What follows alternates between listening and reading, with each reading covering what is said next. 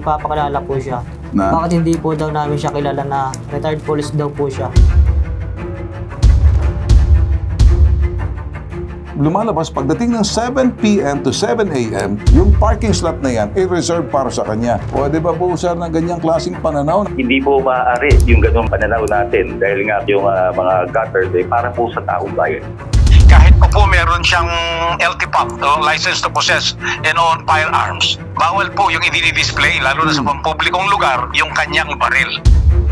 O, Leonito Ramos, next! Sino pa ang susunod sa mahabang listahan na ipasususpindi namin? Intanin nyo sa lupa, tutubo yung mga sinasabi namin. Mababawasan yung mga irresponsableng nagmamay-ari ng mga baril.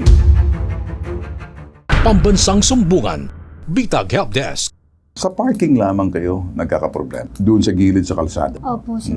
Sinong umaangkin? Ilang pwedeng pumarada roon sa gilid ng kalsada? First come, first serve po siya, sir. Okay, first come. Alam to ng barangay sa lugar. Opo, sir. Okay, ito ngayon, anong nakikita natin dyan? Okay, tinutulak kayo. Sino tumulak na yan? Ayan po yung police, sir, na retired police po. Retired na yung naka-short pants? Na yung ano, yung nauna? Yung naka-gray, Opo, sir. tsaka naka-boxer. Yes po, sir. Oo. Mhm. Yung sasakyan ni police, nandyan din sa video, tama? Opo, sir. Ayun po, yung kulay Yung gold po. malaking sasakyan Yung van, po. sa Opo. kanya yan. Okay. Tapos itong bahay nyo, yung sa may kaliwa, tama ba? Opo, opo, sir. Okay. Itong bahay nyo dito sa kaliwa, siya nakatira saan? Sa kanan? Sa looban pa po, sir. Sa looban siya. Mas malayo doon sa pinaparkingan Opo, niya. Okay. Sino yung tinulak niya? Kaibigan po. Kaibigan mo. Bakit niya hinampas yung ano, parang kumalat yung, ano ba yung mga kahoy? Kahoy po, sir. Panggatong nino. Yung kapitbahay po. Yung nakatira po dyan sa Yan, bahay. okay. So, sa turo siya ng turo, ano nangyari? So, Nagmamura po, sir. minumura kayo. So, nagpakita lang siya ng baril, hindi niya tinutok. Parang pananakot na yan. Anong sumunod na pangyayari yan? Na, ito, yung naghampas siya ng kahoy, February 18 po. February 18 yun. Opo. Kaya lang, ngitong March, yun na yung nagwala siya. Tapos Opo. tumakbo siya dahil natakot siya kuyugin ninyo. Marami kayo eh. Asaan siya dyan? Ayun na po. Yan, yun na kasi. Ayan, kasama niya ang barangay sa likod. Yan, turo siya ng turo. Wala na kayo, di ba? Asan yung baril niya? Sa gilid po. Saan ang baril niya? Ayun po, sa gilid niya po. Hindi ko na makikita sa boxer. Nakasipit po sa boxer na siya.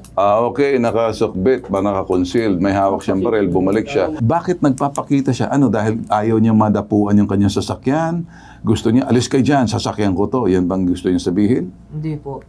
Yung anak Bakit niya po, daw siya nandyan? yung anak niya daw po, nawalan po ng parkingan. Tapos kami po yung inaano. Dahil nagsasalita siya na yung anak niya, kulang pa ba yung kanyang van? Hindi ko lang. Meron pa ba siyang isang parking na baka parking sa motor? Sa motor po na. Kapitbahay po kasi yung anak niya. Nagpaparinig siya sa inyo. Opo. Mhm. So yan ang dahilan pagkatapos nasundan uli dahil sa parking na yan. Nagpapakilala po siya. Na? Bakit hindi po daw namin siya kilala na retired police daw po siya? Okay. Alright. Sige, okay na sa atin. Okay, nasa linya po natin, Police Master Sergeant Randy Domingo. Sir, magandang umaga po sa iyo. Magandang umaga rin po, Sir Bentol po, sir. Good morning po sa ating lahat. Bali po according din sa mga statement po nila, maaari po natin siyang kasuhan ng great stress. Okay. Yung sa pagmumura po, di ba, meron po nasabi sila na nagmumura. Pwede po natin siya ng kasuhan din ng unjust dictation. And then, sana po yung part na nagwala siya, meron siyang pinasa. Ito po yung date po ng March 2, no? March 2. Tama po, sir. Take it. Sige. Alarm scandal po. Pwede natin ikaso rin po sa kanya, sir. Sir, kaya alam niyo naman, sir, ang pinaka-ugat po rito ay parking lamang. Tama po kayo doon, unjust vexation sa pagmumura. Hindi po yung pakay ko siguro, at this point, parking lang, sir. Pero siguro, ikaw, go ahead, Carl, nakikita na present po mura Yeah. dito. Sir Randy, no, yung gusto ko namin dito na malaman, for example, aside from grave threat and unjust fixation, yung nangyari kasi dito, sir, talagang hinaras sila dahil lang sa mga mere parking lang, naglabas-labas ng baril Pwede ba din mailapit yan dun sa krame, yung tinatawag natin na FEO, para ma-review yung kanyang LTAP kung meron ba? Kasi dapat din i-confirm natin, sir, kung meron ba yun lisensya, yung LTAP, firearm registration, at kanyang PTC, kung meron yan. Kasi kung sakali ang kanyang mga lisensya ay mere privilege, hindi po ito karapatan. So anytime na ilabag nito, pwede po yan ma-revoke. So Yes po, sir, yung mga involved po na complainant po natin, silang formal na mag-complain para po pag gumawa kami ng request for verification kung ito ba ay lisensyado o registered ba siya under sa kung anong firearms. Okay. Kung hindi naman, kung wala siyang under registered firearms, kung ito ay baril na hindi lisensyado, ay pwede po natin itaas yung kaso sa RA 10591 po. Well, sir, ganito po kasi yun eh. Meron tayong unified traffic scheme po, lalo na sa parking. Okay. Ang parking hours po natin dito ay 7 p.m. to 7 a.m. Okay. Pero para sa lahat po ang parking wag lang po dito sa 3 meters around the corner kasi nga po para in case of emergency. Okay. Meron kung hindi tayo magkakaroon ng problema. Okay. Pero para sa lahat po yan. Ganun po yung ating ordinansa rito. Okay. So, ang sinasabi niyo po, sir, na ito po ay para sa lahat. So, kung Yes may po, mga tao na umano'y nangaangkin or what, hindi naman po tama yun. Tama po ba? Yes po, sa gobyerno po yan. Para sa lahat po yan. Alright, Sir Ben. Lumalabas, pagdating ng 7 p.m. to 7 a.m., yung parking slot na yan ay reserved para sa kanya. Pwede ba po, sir, ng ganyang klaseng pananaw na parang inaangkin Cap Charles ditong si nare-reklamo po? Hindi po maaari yung ganong pananaw natin dahil nga po ang mga kalsada, alam naman po natin, Sir Ben, at yung mga gutters para po sa taong bayan yan. Ayun. Wala po may-ari niyan. Dalawa lang po yung aking take dito. Pangunahin po dyan, nakikiayon po tayo doon sa pagpapahayag na may karapatan po yung lungsod, may karapatan yung barangay upang pangasiwaan ang pagtatatag ng mga parking spaces. Ayon po yan sa Section 447 ng Republic Act 7160, yung Local Government Code of 1991.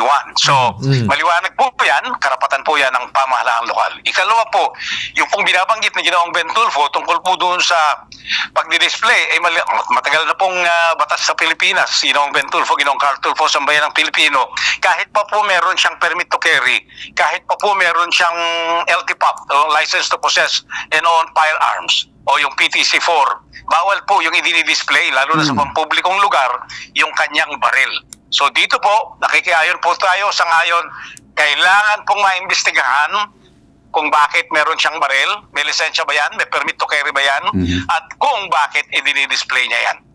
Tapos po, kaukulang action po ang dapat gawin ng Firearms and Explosives Office. So baka sakaling subukan lang muna natin na tawagan lang kasi nahihirapan tayo rito. Subukan nyo nga tawagan itong complainant kasi kung nanonood man siya, kay respondent natin, okay? Kung magro-ring yung telepono, tawagan nyo nga. And then, kung either sasagot siya, babaliwalain niya, at the end of the day, para mabigyan siya ng karapatan din, marinig at yung akusasyon, kahit na lahat yan, tatanggapin natin sa ngalan ng patas na pamamahayag. Pero kung ayaw mo, bahala ka. Mag-iiwan tayo ng message kung may sasagot.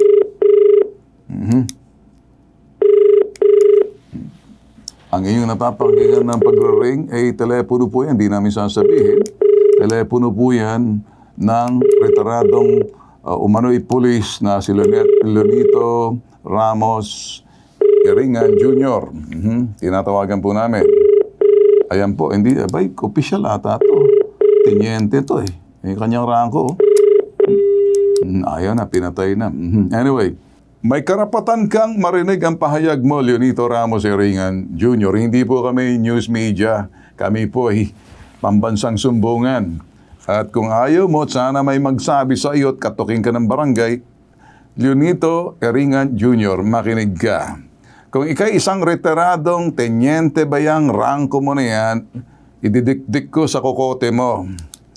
Pribilehiyo, ikaw, pulis, alam mo to, magkaroon, pribilehiyo, hindi karapatan, susuriin ka kung may sapa ka sa ulo, kung papasa ka sa psycho na nabibigyan ka ng lisensya. Alam mo yan, pulis ka dyan. Ganito, sir, no? Given yung sinabi ni Sir Ben kanina na mukhang hindi sumasagot din itong kabilang panig, siguro, sir, asistahan nyo na din itong mga kasama namin ngayon, agad-agaran, para makapag-file na din and makapag-check regarding dun sa kanyang firearms. Kasi, sir, posible din kung magkaroon nga siya ng kaso, maapektuhan kung siya ba ay honorably discharged, pwede siya maapektuhan ang kanyang possible na mga benepisyo din dito na nakuha, di ba, sir? Yes, sir. Yes, sir. Maaari po kasi may mga benefits. Pag po napatunayan yan sa ng korte, ng division, maaari po matanggalan siya ng benefit. Okay.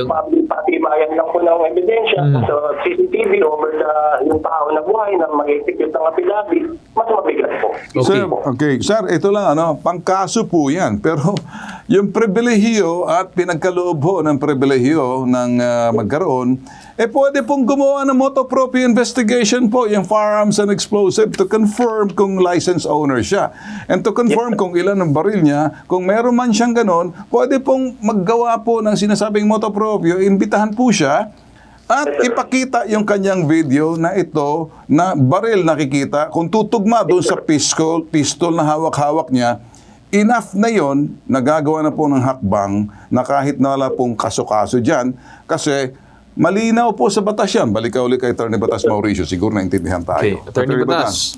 Opo, may karapatan po ang otoridad sa Philippine National Police, partikular dyan po sa Firearms and Explosives Office na mag-imbestiga kung yung pong lisensya o yung permit to carry na kanilang in-issue ay patuloy na nagagamit sa mabuting paraan. At kung hindi na po, katulad po nito, hindi na po kailangan magsampa ng kaso, motoproprio. Kailangan na po nilang kanselahin yung mga lisensyang yan, pati na po yung permit to carry, at pagkatapos sa kanila harapan ng kasong kriminal, yung pong taong nakapaglabag. Leonito Ramos, next! Sino pa ang susunod sa mahabang listahan na ipasususpindi namin? Itaga nyo sa bato. Hindi, nagtatago si bato. Itanin nyo sa lupa, tutubo yung mga sinasabi namin. Mababawasan yung mga irresponsableng nagmamay-ari ng mga baril.